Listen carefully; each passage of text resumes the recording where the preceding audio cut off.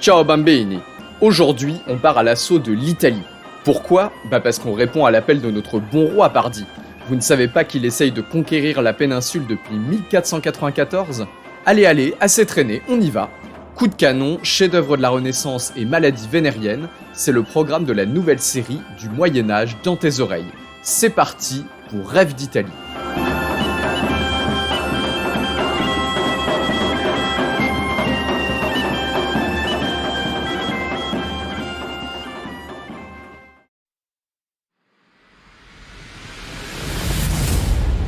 Dans cet épisode.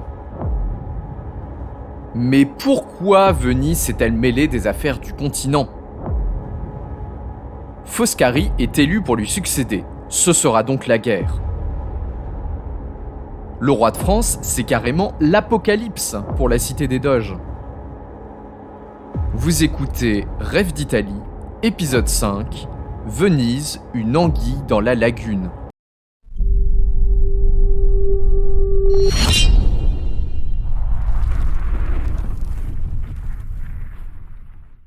Au XVe siècle, les deux paisibles géants d'Italie du Nord se découvrent soudain une rivalité qu'ils ne soupçonnaient pas.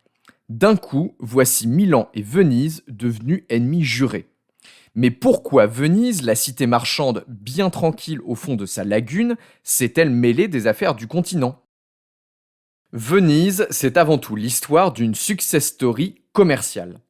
Indépendante dans les faits depuis le Xe siècle, donc bien avant les autres cités italiennes, Venise s'est rapidement tournée vers le large. Elle a exploité à merveille sa position de charnière entre l'Occident et l'Orient pour devenir le partenaire incontournable des échanges commerciaux en Méditerranée. En échangeant les épices, les soieries et les joyaux de l'Orient contre le bois et le métal de l'Occident, la cité a bâti un véritable empire commercial, jusqu'à devenir au tournant du XIIIe siècle la première puissance navale de Méditerranée. Pionnière du capitalisme médiéval, Venise doit son succès à son État puissant, dirigé par le Doge, toujours prêt à soutenir ses marchands et à garantir la paix sur mer pour que les affaires fleurissent. La cité est dirigée par une oligarchie de grandes familles, mais contrairement aux autres cités italiennes, elle a réussi à éviter les guerres intestines entre factions. Les grandes familles sont imprégnées de cet esprit civique qui permet à Venise de prospérer et d'imposer sa loi sur toute la Méditerranée. Jusqu'au XIVe siècle, ce système marchait d'ailleurs tellement bien que les Vénitiens ne se souciaient absolument pas de ce qui se passait sur la terre ferme. Mais plusieurs évolutions vont amener les marins à se tourner vers le continent. Pour commencer, Venise devient progressivement un véritable centre industriel. L'artisanat du verre, de la métallurgie, de la teinture ou de la charpenterie de marine demande des ressources considérables que Venise doit aller chercher dans son arrière-pays. Mais surtout, le XIVe siècle est le début de l'expansion territoriale des Visconti de Milan. Vous savez, la lignée de ducs juste avant les Sforza. Et ça ne plaît pas du tout à Venise. Son commerce dépend des routes commerciales qui traversent les Alpes vers le nord et la plaine du Pô vers l'ouest. Pour Venise, il est donc crucial que l'Italie du Nord reste divisée en petites seigneuries pour empêcher qu'un seul rival puisse lui couper ses routes si importantes. L'expansion du duché de Milan ne pouvait donc que rapidement mener à des problèmes. Et c'est en 1423 que tout va basculer. À cette date, le pouvoir est plutôt bien équilibré en Italie du Nord, entre Milan, Venise et Florence. Sauf qu'en 1423, Florence est menacée par Milan. Elle demande alors de l'aide à Venise. Et là, gros débat dans la lagune. Est-ce qu'on y va ou est-ce qu'on reste tranquillou au bord du Grand Canal en attendant que les deux puissances rivales s'anéantissent mutuellement ? D'un côté, on a le parti de la paix représenté par le doge Tommaso Mocenigo. Selon lui, la puissance de Venise vient du commerce, et le commerce a besoin de la paix pour prospérer. Venise a réussi à la fin du XIVe siècle à faire dégonfler son énorme dette publique et à reprendre ce qu'elle avait perdu après la peste noire. Il ne serait donc pas sage de s'engager dans une guerre sans fin. De l'autre côté, le parti de la guerre est mené par Francesco Foscari. Il pense que la guerre va permettre d'assurer un glacis protecteur, un territoire tampon autour de la lagune, et d'obtenir de nouvelles ressources par la possession de nouvelles terres et le butin qu'on fera pendant la guerre. Pas de bol pour la paix, le doge Tommaso Mocenigo meurt en 1423 et c'est Francesco Foscari qui est élu pour lui succéder. Ce sera donc la guerre.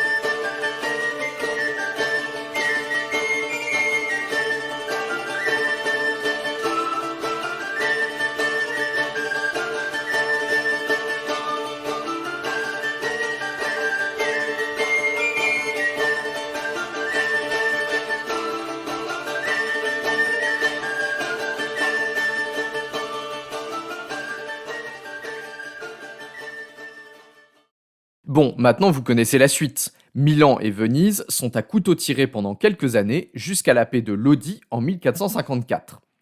On arrive ensuite à une relative stabilité, mais Venise va tout de même mener une dernière guerre au XVe siècle en 1482. Le pape l'appelle à l'aide contre le roi de Naples et lui offre la cité de Ferrare contre son appui.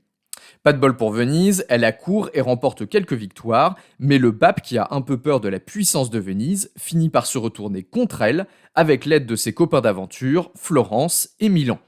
Mais la paix est finalement retrouvée en 1484 avec un certain statu quo. Mais pour Venise, l'Italie du Nord n'est qu'une partie du problème, puisque dans la première moitié du XVe siècle, elle a un autre adversaire particulièrement menaçant, l'Empire ottoman, qui aimerait bien mettre la main sur ses colonies en Orient et dans la péninsule balkanique. Et d'ailleurs, les Ottomans y arrivent plutôt bien. En 1453, ils frappent un grand coup en faisant tomber Constantinople, le dernier bastion de l'Empire byzantin, où les Vénitiens avaient une importante colonie. En 1470, ils assiègent et gagnent Négrepont, la colonie grecque que Venise utilisait comme étape pour ses routes commerciales vers l'Orient.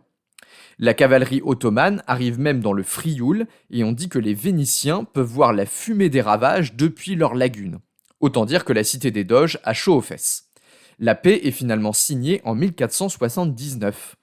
Mais entre-temps, en 1473, le royaume de Chypre est passé aux mains d'une princesse vénitienne, donc finalement, ça compense plutôt pas trop mal la perte de Négrepont. Bon, alors dans tout ça, qu'est-ce qu'on peut retenir de Venise à la fin du XVe siècle, juste avant que les Français ne débarquent en Italie? Eh bien déjà, la cité des Doges est au sommet de sa gloire. Elle n'a jamais été aussi puissante et prospère, et elle a réussi à empêcher la constitution d'une hégémonie milanaise qui l'aurait handicapée dans ses relations commerciales. Victoire donc, les routes marchandes qui traversent les Alpes restent ouvertes. Youpi! Bon, évidemment, tout n'est pas rose. Elle a réussi à garder la plupart de ses colonies d'Orient, mais elle en a perdu quelques-unes au passage face aux Ottomans. Et puis les guerres face à Milan lui ont coûté très cher et sa dette publique n'a jamais été aussi élevée. Mais bon, tout ça, ce ne sont que des détails.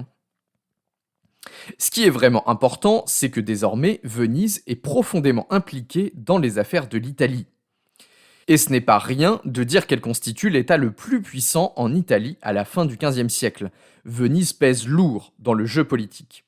Les comtes de Thierry disent même qu'il ne faut pas trop lui donner de victoire, car à force de soumettre toute l'Italie du Nord, elle va finir par les mettre au chômage. Mais c'est mal connaître Venise. En guerre sur deux fronts, l'Orient et l'Occident, la cité des Doges n'a tout simplement pas les moyens d'imposer sa loi à un territoire aussi vaste. Si je lui ai donné pour titre l'anguille de la lagune, ça n'est pas pour rien. Venise est prête à adapter sa stratégie à toutes les opportunités pour atteindre son objectif. Et son objectif, c'est la dispersion des pouvoirs. Elle ne veut pas d'un État centralisé fort en Italie, elle veut pouvoir continuer à manœuvrer les petits États les uns contre les autres pour servir ses propres intérêts. Contre les Ottomans, c'est exactement pareil. Tantôt elle leur fait la guerre, tantôt elle signe des traités de paix et de commerce, l'essentiel étant de pouvoir toujours continuer à faire du commerce, peu importe les conditions. Et cette souplesse, cette adaptation constante des moyens au service du même but, ça va peser lourd quand les Français vont arriver en Italie. Milan déjà, c'était pas vraiment du goût de Venise, trop puissant et trop centralisé. Mais le roi de France, c'est carrément l'apocalypse pour la cité des Doges. Pas question que ce souverain bien trop puissant avec sa grosse artillerie et son armée permanente vienne foutre le bazar dans la péninsule.